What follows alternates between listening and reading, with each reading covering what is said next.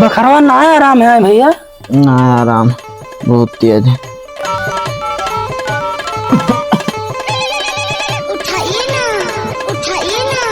हाँ hello doctor साहब, हमारे भैया के तेरी तबीयत खराब रहा, चले हो तो?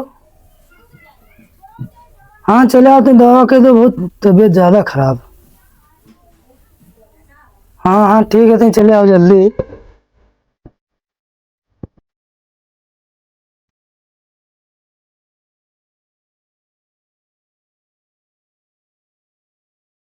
क्या समस्या है भैया? देखो डॉक्टर साहब, बुखार उखार रहा था। बुखार तो बहुत तेज है। या लो, ये दवाई दे दी थे, यही दवाई खवाओ। Excuse me, Miss Kavita. Someone is calling you. Please pick up. सर्दी जुकाम रहा था भैया, तब इनका क्या खवाओ तो भैया? चावल ज्यादा खाते हैं, रोटी वोटी खाते ना है, बहुत कम खाते हैं। तब इनका भात है, भात खाओ।